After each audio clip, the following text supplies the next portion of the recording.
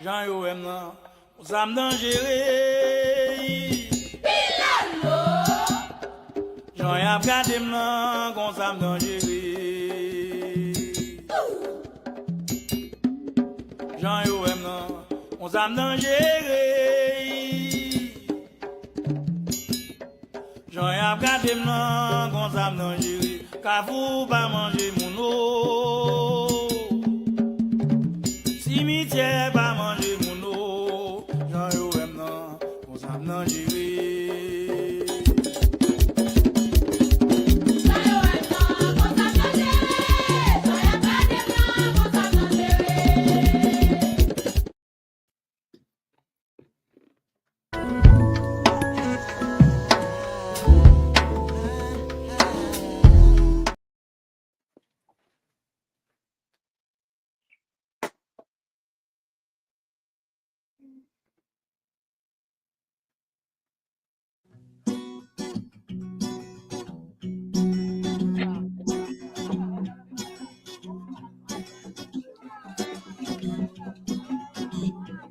Dash of cayenne to the root.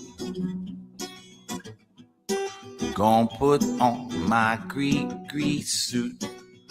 Boil a gumbo, hot and steady. Don't care if Freddie ready. Gonna pray at that old cemetery. Down on Claiborne where she's buried.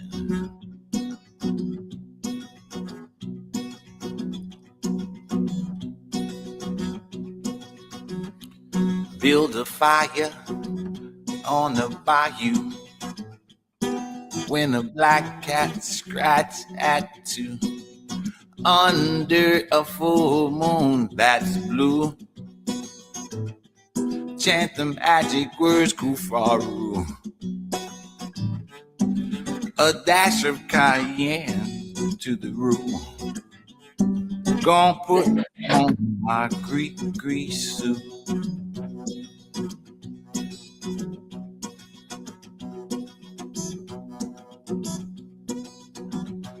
Black top hat, black suit too. Same old ride that Moses threw. I'm gonna get them bones out the graveyard for you. Can't see my eyes, black shades too. A dash of cayenne to the roof. Gonna put on my grease suit. Yeah.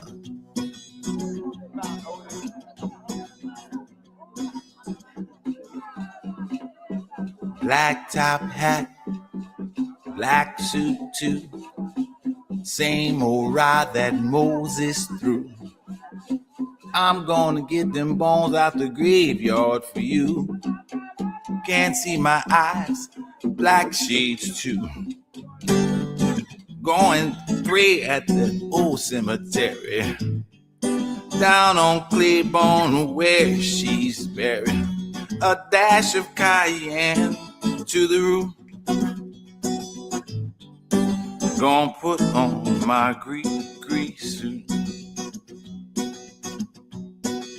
Yeah.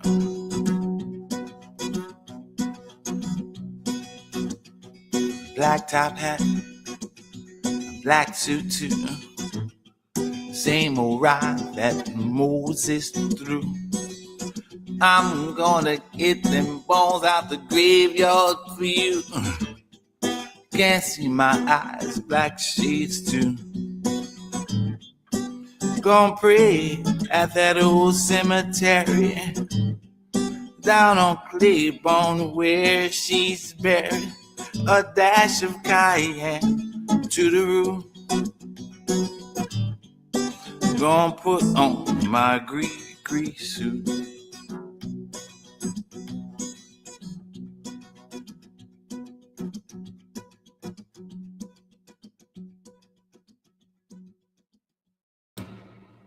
Honor and respect, honor and respect, honor and respect.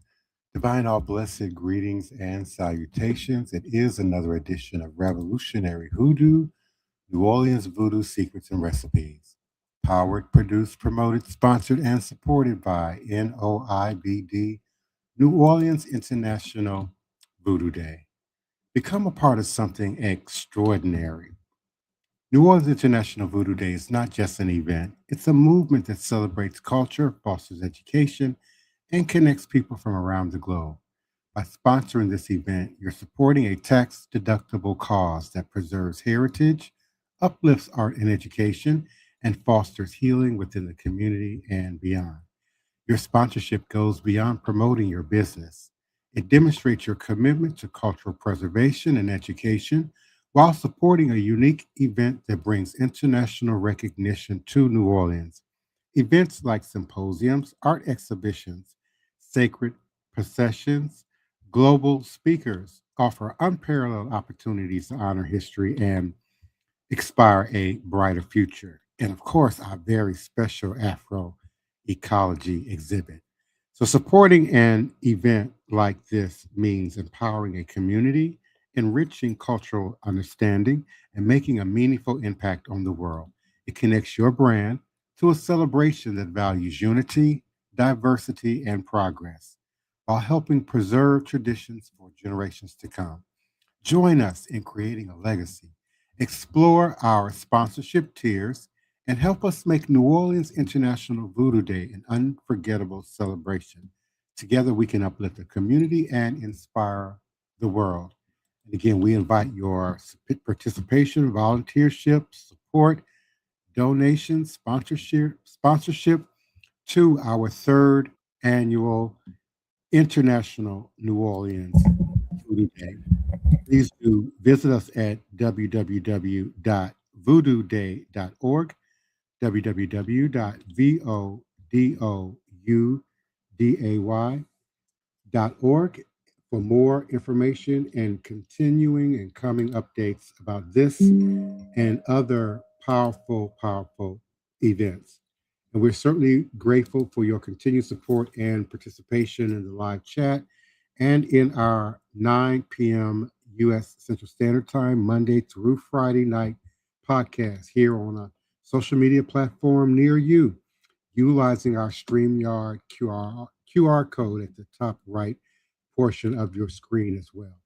Greetings and salutations, Daniel Neal, a faithful member of our community. We certainly appreciate your continued support and participation. And I will be unmuting my beloved co-host and panelist momentarily.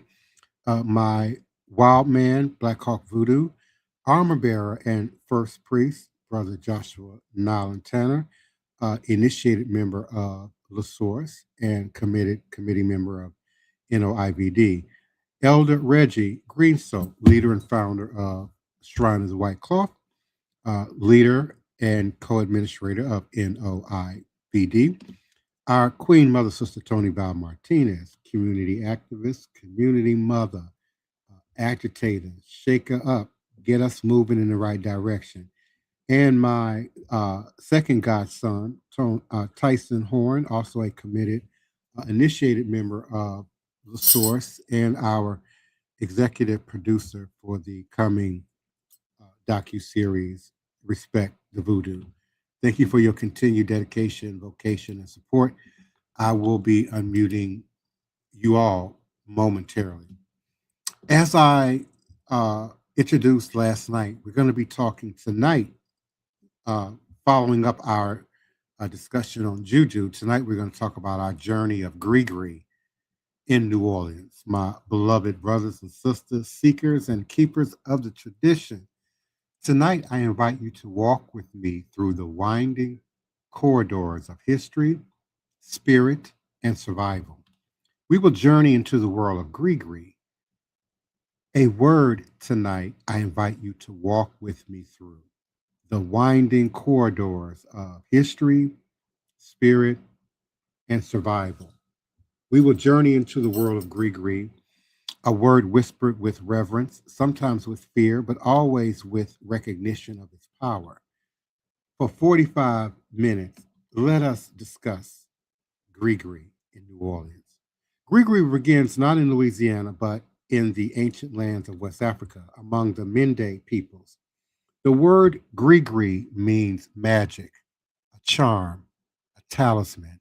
These were small pouches, often inscribed with sacred verses, filled with herbs, stones, or personal items. And they were worn close to the body, believed to protect against evil, misfortune, and illness. In Muslim communities of West Africa, gree often contain Quranic verses written on paper and folded into cloth bags. Among Voodoo practitioners in Benin and Yoruba traditions in Nigeria, gree carried the essence of ancestral spirits, herbs, and ritual prayers. When the transatlantic slave trade tore millions from their homelands, they carried with them not only their bodies, but their traditions. Gree crossed the ocean as a spiritual lifeline, a way to preserve identity, resist oppression, and call upon divine forces in a strange and hostile land. In Louisiana, gree took root in fertile soil of cultural blending. Here, African traditions met French Catholicism, Native American herbal knowledge, and Caribbean influences.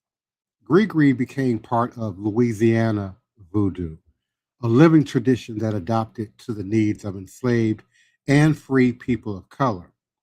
A gree bag in New Orleans might contain herbs and roots like High John the Conqueror root used for strength and luck, minerals like lodestones to attract prosperity, animal parts such as rabbit's feet or feathers, invoking swiftness or protection, and personal items like hair, nails, scraps of clothing, binding the charm to its owner. The bag was not mere superstition. It was consecrated through ritual, prayers, chants, smoke, and offerings. It became a living vessel of intention. And in New Orleans, gree was not hidden. It was sold in markets, whispered about in alleyways, and invoked in both healing and hexing. By the 19th century, gree was so widespread that shops openly sold voodoo wares. Now, no story of gree in New Orleans can be told without Madame Marie Laveau, the legendary queen, mother, voodoo queen, born in the early 1800s. She became renowned for her mastery of gree. Clients from every walk of life, enslaved Africans, free Creoles, wealthy white citizens, sought her charms.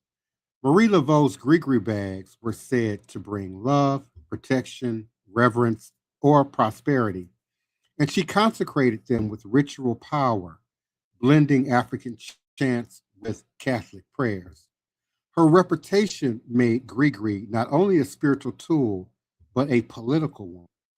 Through gree, she wielded influence, mediated disputes, and commanded respect across racial and social boundaries. Her legacy ensured that gree was not dismissed as mere superstition. It was recognized as a force, sometimes feared, sometimes revered, but always respected. As New Orleans modernized, gree evolved. And in the late 19th and early 20th century, gree was sometimes demonized as black magic by outsiders. Yet within the community, it remained a tool of healing, empowerment, and resistance. Gree was used for love and attraction, to draw a partner or rekindle passion, for protection against illness, violence, or spiritual attack, for prosperity, to secure work, wealth, or success, and certainly injustice and revenge, to turn back harm upon an enemy. In popular culture, gree appeared in blues songs, some of them sung by the brother Joshua Nalantana, literature, and later in jazz and funk. Dr. John, the musician, famously invoked gree in his stage persona, linking the tradition to the rhythm of New Orleans music. Yet misconceptions persisted, and some saw gree only as hexes or curses. And in truth, Grigri is neutral. It is intention that shapes the power. A Grigri bag can heal as easily as it can harm. Today, Grigri remains alive in New Orleans. Practitioners of Voodoo and Hoodoo still craft Grigri bags, consecrating them with prayer and ritual. They are sold in shops, carried in pockets, and placed on altars. But I've always taught that the strongest and best Grigris are individual and unique. They are not mass produced, they are not pre-prepared, and they often involve divination. Grigri is also celebrated in festivals, art, and scholarship. It is recognized as part of New Orleans' cultural identity, a living link to Africa, a testament to resilience. To hold a Grigri bag today is to hold history, legacy, and tradition. The survival of a people, the blending of traditions, the persistence of spirit. It is a reminder that culture is not static. It evolves, adapts, and continues to empower. Grigri is more than a pouch of herbs and stones. It is a story of migration, adaptation, and resistance. It is the whisper of the ancestors carried across the oceans. It is the heartbeat of New Orleans, where African, indigenous, Native, and European traditions fused into something unique. So as I unmute my beloved co-hosts and panelists, so please hear the words Grigri and remember, it's not superstition, it is survival. I'm sure that those of us here on the panel certainly probably all carry some form of Grigri, and many of you in the listening audience may as well. It is survival, it is culture, it is power, and it continues to live as long as we honor it, speak of it, and carry it forward. So please do unmute and come on in. Brother Initiate Tyson Horn, Queen Mother Toni Martinez, Elder Reggie Greencoat, and Initiate Justice Tanner. Please do come on in. All is truly a blessing. What say you? Good evening, Hello. everybody. Go ahead. Go ahead. Oh no, I wasn't trying to chime in right away, Mama, but I was just saying hello. Oh, okay. Good evening, everyone. Good Hope evening. you're having a nice night. I made Grigri bags for people for a long time. I sold a lot of them. I crocheted mine. And some people would ask for a certain color, and some people would just buy the ones I had, and they would bring it to their own practitioner, do whatever they wanted. I just made the bags. And then a lot of people bought the bags to put herbs in and wear it around their neck. So it wouldn't be in their pockets. But I think a lot of people today, a lot of the younger people first got their first look at a Grigri bag on the movie Sinners. When the sister asked him, did he still have the bag she had made for him when he left? And he said, yeah. And she asked for it back. She refreshed it. But that bag had kept him and his twin brother safe through a war and a whole lot of shenanigans with the mob in Chicago. And when you see her give it back to him, it protects him throughout the movie because his brother couldn't bite him on the neck because the Grigri bag stopped him. But at the end, the brother was tired. His love of his life was gone. His twin brother was gone. He was facing a clan, and he was walking through them, not getting hit until he snatched off that Grigri bag. And when he snatched off that Grigri bag and threw it on the ground, he got his first bullet. But he knew what the Grigri bag was, and he wanted that to happen. So a lot of people who saw that movie became interested in the Grigri bags. Currently, I don't carry one. I used to. when I was much younger, but I don't now. What about you, Brother Horn? You have a Gregory bag? Yes, it's I keep one, and actually my most current Gregory bag, I actually got that one from Elder Reggie over at the Shrine of the White Cloth, where I got a new one and refreshed it, and I carry that with me, and it's one of those things where even though you may not truly understand the protection that comes with it, there is like this overall sense of like I'm safe, or I at least I have some armor. You don't feel naked, when you don't have it.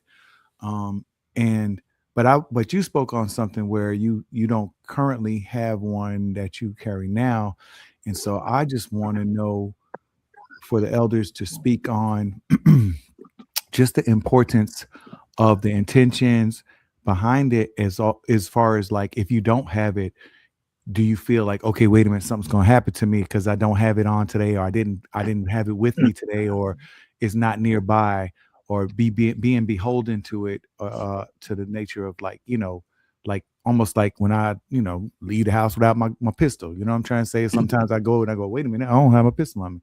And, so can you speak on that to some degree? Yes, Brother Horn. Good night, Yeah. everyone. Divine Prince, excellent topic. Sister Toni, Brother Horn, and the rest of the panel. But anyway, I'll speak on Gregory. You'll see me moving around a lot with powders, different powders. I'll use baby powder. We know baby powder basically made from cornstarch that's pounded down, but corn itself is sacred to the Native American, lineage, and it has serious energy.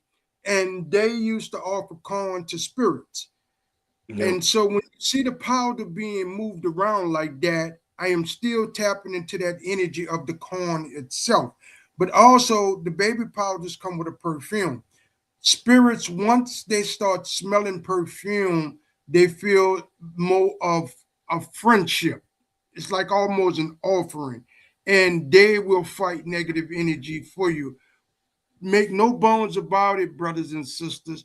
We live in a spiritual world, and there's spiritual warfare going on all the time. Even though we move about our daily, there are spirits, there's thousands of them that's trying to steal your soul, steal your life force, steal whatever they can from you. And having greed and small things of this nature puts the mind, even if it's from a placebo perspective, at ease. But it is also generating energy to ward off negativity and to prevent abundance, to allow abundance to continue within your life. So one of the gree bags, similar to what Brother Horn talked about, that I gave them, it do come in a pouch, and I go to a Native American shop that does pouches, things, because I love their pouches. Their pouches are made from real animal hide, and they are beautiful. And then as they get older, they mend together, and it's almost impenetrable to get within. And so I use those as the base of the gree bag. But once the bag is formulated, you add what you want in, as long as you set in the right intention with the herbs, the rocks, the screws, whatever you're using. Let your intentions be for the right. Yes. Yeah. Mm-hmm. No shit. Well, Yes. I traded in my gree bag for amulets. I have my protective amulets. I have some Adinkra Jinamis that I wear, earrings and matching necklace, and I feel totally naked if I go outside without those on. That's my power. That's my protection. That's my armor. Yeah, but Sister Toni, mm-hmm. not to cut you off, Sister Toni. Even wearing those, you still have you have to renew them. You have to feed them. You follow what I'm saying? If you're wearing a necklace, Yeah. I just wanted to add that. Yeah, I clean them. When I clean them, they gold because that's my metal. I clean them with, I let them soak actually in Florida water, and then I put them on the table I have in my backyard because nobody not gonna go back there in the full moonlight, and just let them stay on that table, and that's how I recharge them. And of course, I say what I'm gonna say over them before I put them back in. I hold them in my hand and cup my hands like and whisper my salutations to my talisman. Yeah. So But Sister Toni, what I'm trying to say, I understand cleaning them. If it's gonna be a gree-gree, if you're gonna use it as a gree-gree, you got to feed it. Even if you're feeding it powder, even if you're feeding it crushed coffee grinds, it even that's the key to juju, not to juju, but let's just say a gree-gree bag. At some point, you gotta feed it. Am I making sense? yes, I understand that, but I don't use them as a gree. I use them as a talisman.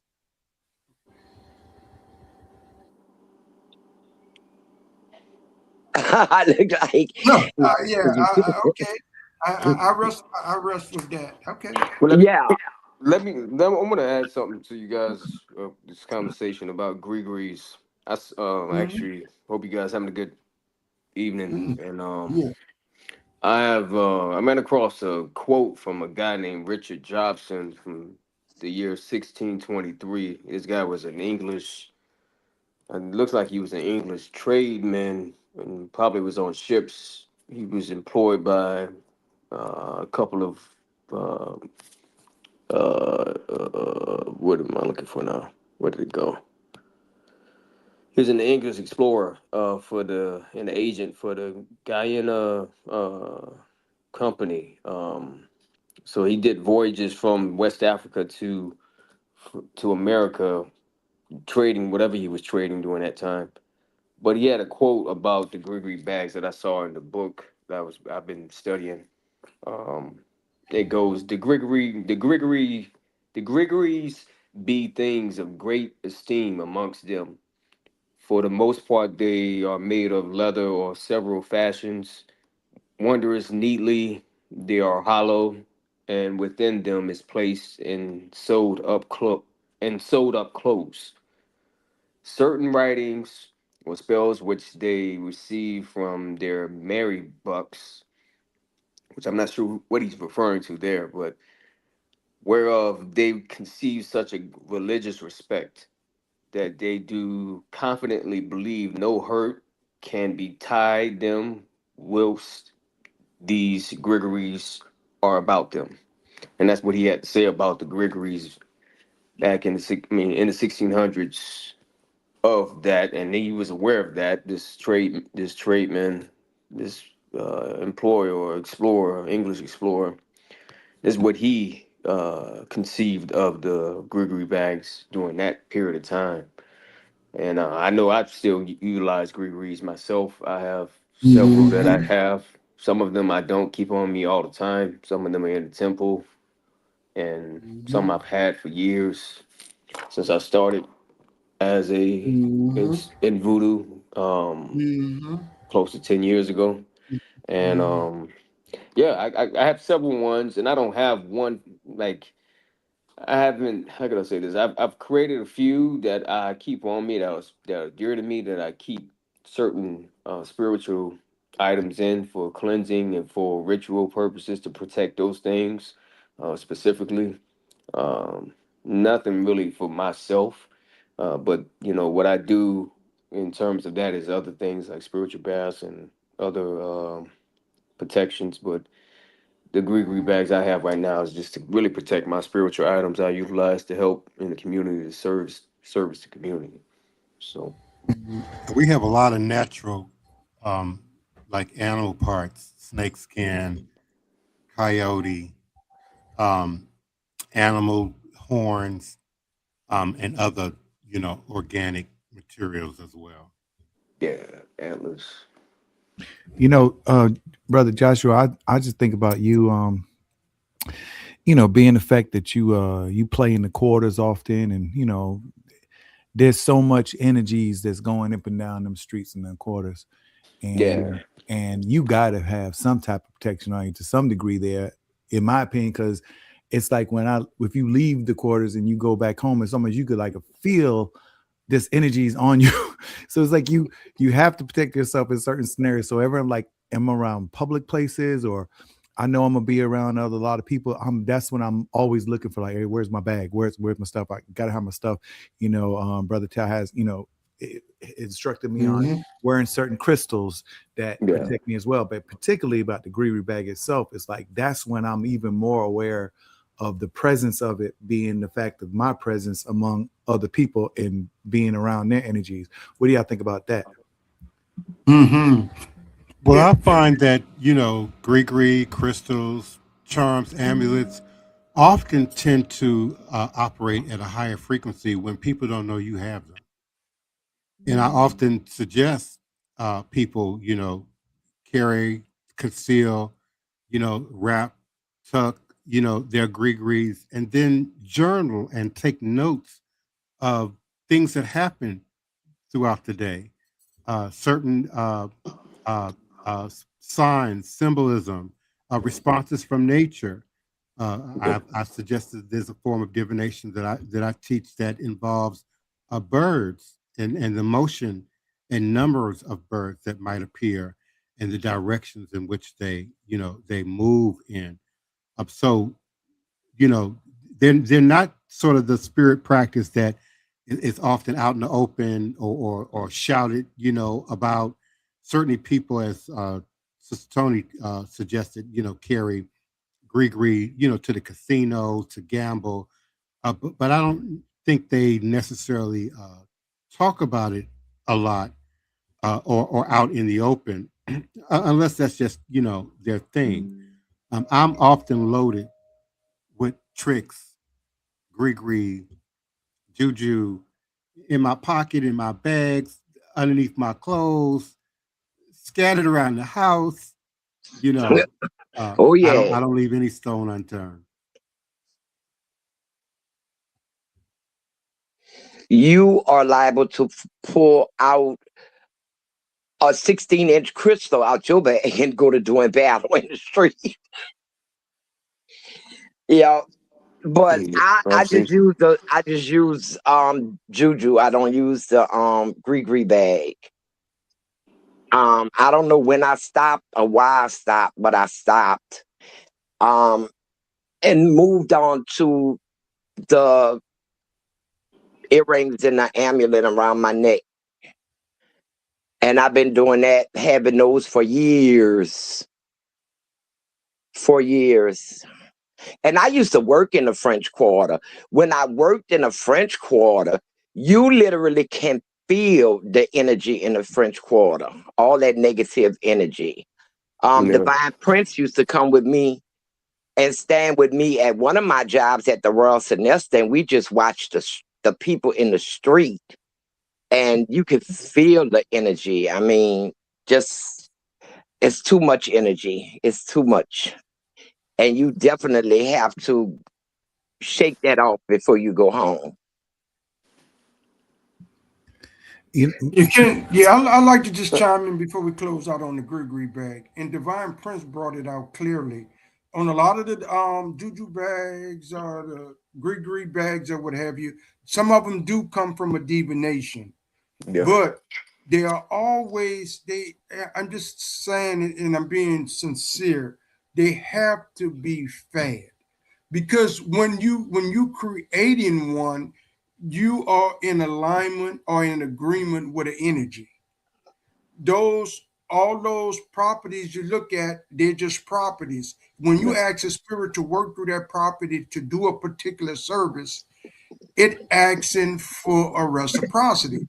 Like I say, even a sprinkle of powder, a blow of alcohol, or cigarette puff, just something to let the spirit know that you in remembrance of what it is doing. And if we're gonna use gree or juju bag, this particular act is a must. Yeah, some people even use holy water or Mhm. blessed oil. Bless all. Yeah. Mhm. Mhm. That's correct. Yes. Yes. Mhm. Well, our show is coming to a close. And I want to turn it over to Divine Prince so he can acknowledge all our viewers and listeners on other platforms. I've enjoyed tonight's show. Take it away, Brother Tide. After that, Elder Reggie close out with the announcements. We are certainly thankful and appreciative of those who continue to listen and show up on the various pages, groups, profiles. We can be found in Facebook, certainly in LinkedIn, my YouTube channel, Twitter, X, and certainly we are particularly thankful for our Instagram listeners. Bronx 1970, thank you for coming through. Youth Boss, thank you for coming through. Lucky Gator Fragrances, we certainly appreciate you. Big Chief Strongbow, we certainly appreciate you. Love my New Orleans. Stacy Benbows, greetings to you and yours. Esabar Yazin, we thank you for coming through. Bobbitt Tsunami, thank you for coming through. Zuki Baby, we certainly appreciate you. Apostle Hudson One, thank you for coming through. The Secret of the Spirit joined, and my friend Elo Photo.com came through. Love my New Orleans. And Kennedy Uchina, thank you so much for coming through. We certainly appreciate your support and participation. And we invite you to join us again tomorrow night, 9 p.m. Central Standard Time on a platform near you or by way of our QR code, which you can find at the top right of the screen, 9 p.m. U.S. Central Standard Time. All is a blessing. Mhm. Thanks, Divine Prince. Great show, everyone, tonight. Could you, the advertisement, please? I would like to read them.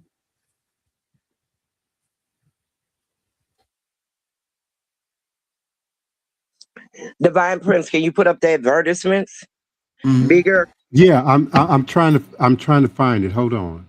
Okay. Okay, I okay. don't know what happened. They split up on me. Thank you. Thank you. So I'm Next gonna do moon them out of ritual. order. Okay. Next moon ritual and prayer application ceremony will occur on the next new moon, which is Friday, December the 19th, 2025. That location is 710 Cluid Street. The time is we starting at 6:30 p.m. in the zodiac of Sagittarius. 6:30 p.m. that night. And what we do is a ritual spiritual warfare. Come as you are, bring what you have.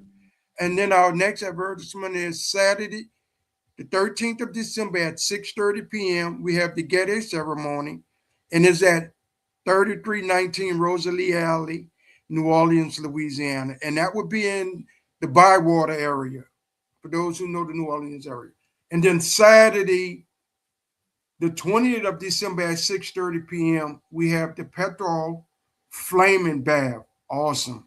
Magic stuff. And that location is going to be at 3319 Rosalie Alley in New Orleans, Louisiana. And that is at the Home for. And then our last one is Wednesday, the 24th of December, a bonfire on the levee in Lutcher, Louisiana. Meet us there. Lest we forget, the spiritual medicine of voodoo brings healing and relief from the shackles of slavery that binds the master and the slave to the same chain of social division. And believe me, juju bags, grigri bags, they help when we was going through slavery. They worked then and they work today. With that, I say, ashe, ashe, ashe. Good night, everyone. We love you, and we'll be back tomorrow. Good night, everyone. Good night. Good night. Thank you. Odabo.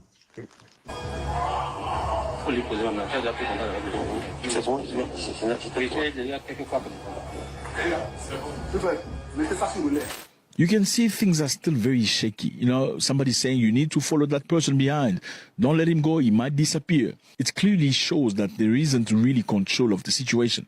Now, why would these people, instead of going to the presidential palace, will go to the national radio and TV station? Well, it's very simple. In many coups, when it occurs, the first place they want to take control of is usually the airport, then the TV station. Why do they need a national TV station? Because through the national TV station, when you broadcast saying, we are now in control, two major things happen.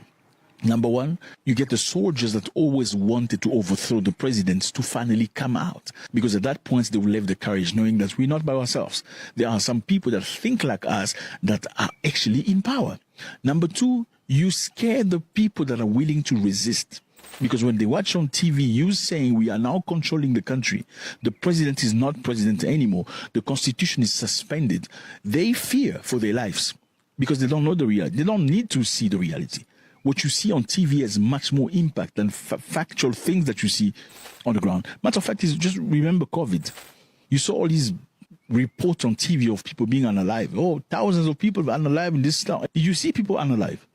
Most of us didn't see no. Did you ever see somebody fall on the ground because he's choking of COVID? No, but we just heard reports from the TV. So TV is a very powerful tool in these circumstances. Those are the reasons why most school leaders want to take over TV stations first. Now, the other question is this one. Did these soldiers trying to do coup by themselves, or were they perhaps motivated by a political party? Well, we need to look into the concept of Benin. This is Benin. Benin is supposed to be a democratic country. Benin is supposed to have election on April 2026. And obviously, several candidates have submitted their application. But amongst them, some of them have been dismissed from the race. And the most prominent person that's been dismissed from the race is this man right here. His name is Thomas Boni Yayi. Who is Thomas Boni Yayi? Thomas Boni Yayi is a Beninese politician and former president from 2006 to 2016. He's now the head of the opposition party, Les Démocrates, and remains a major political figure. He was an ex-president. He still wants to run as a president, and he poses a major threat to the local government. But he was dismissed through his political party. He cannot be part of the elections. And this could be perhaps one of the main reasons why people are angry. They feel like things are manipulated. Now, the current president, this man right here, Patrice Talon, cannot run for presidency. Now, he's assigned this man, Romuald Mouadani. This is the man that he proposed to replace him. His background, obviously, is a chartered accountant. He's trained in France and in the US. He worked in private sector before joining the government as a Minister of Economy and Finance. He's a very strong candidate. And the only person that was very much capable of defeating him is this man right here, Yayi, that was pushed to the side, ineligible for elections. Now, many hours later, Alassane Seydou, Minister of Interior, made a speech that was very angry. Dear beloved compatriots, in the very early hours of this fateful Sunday, December 7th, in the year 2025, a small, misguided group of rebellious soldiers regrettably staged a mutiny with the explicit and dangerous aim of profoundly destabilizing the legitimate state and all its vital institutions. In response to this situation, the Beninese armed forces and their leadership, faithful to their oath, have remained loyal to the Republic. Their response made it possible to keep the situation under control and to thwart the plot. Therefore, the government urges the population to go about their activities as usual. Thank you. Now, as you can see, many questions have been asked. Who helped them defeat the push? Because, I mean, these people control already the radio. It means they control a major part of town. There was bullets flying across, so they fought against the army. But something happened. Who came on board to save Benin? Was it the French, perhaps? But there were unconfirmed rumors of a French aeroplane flying above Cotonou. But French diplomats denied any involvement, stating that President Talon had not sought refuge in French embassy. Now, there's also another account about Nigeria. Did Nigeria save the government in Benin? Yes, fellas. Nigeria reportedly played a decisive supporting role. There was an urgent request from the president of Benin to Tinubu. Say, please help me. I'm falling on the ground. Please help me now. And Tinubu ordered Nigeria Air Force fighter jets to enter Beninese airspace and take control of it and strike coup-held positions like the TV radio station was struck.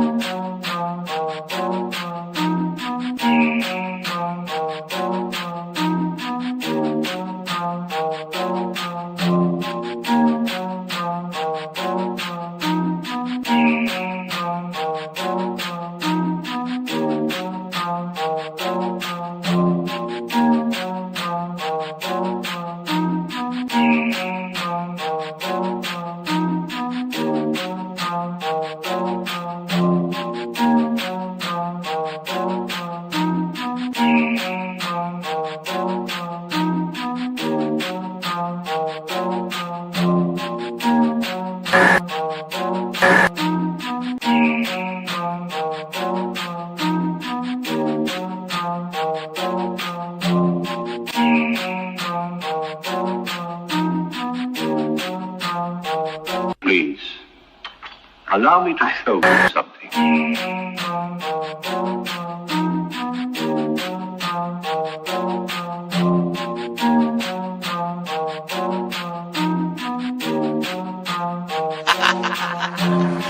They say I'm crazy and that might be true. I got this right in my DNA, yeah, I'm coming for you. It's time we turn the tables, flip these motherfuckers on you. I wanna see you hanging from trees, it's time you pay for your dirt and your showtime. You created the monster, you created the beast. Now all this savagery you just gon' reap. I'm coming home, daddy, to the plantation, and I'm taking the lives of everybody, including the children, on some Nat Turner. Oh, do you hear that sound? It's about to go down. Unleash the beast, we about to tear this motherfucker down. Do you hear that sound? It's about to go down. Unleash the beast, we about to tear this motherfucker down. I met my girl Harriet at the gate. If you wanna know how she doing, yeah, she straight. But she had one question: when we gon' get up? All that talking tough, yeah, we don't walk it tough. She got it locked and loaded, got that piece up on her side. She looked me in my eyes and said, "Meet you ready to ride?" Moving forward, you gotta use both eyes. Watch your front and watch your back. Keep your hands up on your gas. Do you hear that sound? It's about to go down. Unleash the beast, we about to tear this motherfucker down. Do you hear that sound? It's about to go down. Unleash the beast, we about to tear this motherfucker down. He sit at the table, but he don't order no bacon. He greet me in those words, assalamu alaikum. Got them glasses on his face and them waves in his head. He go by the name of Detroit Red. He looks me in my eye and says, "You only get one try. Know that your biggest opposition will come from the inside." I know you wanna love them all, but don't even try, because they'll smile up in your face while plotting your demise. Do you hear that sound? It's about to go down. Unleash the beast, we about to tear this motherfucker down. Do you hear that sound? It's about to go down. Unleash the beast, we about to tear this motherfucker down.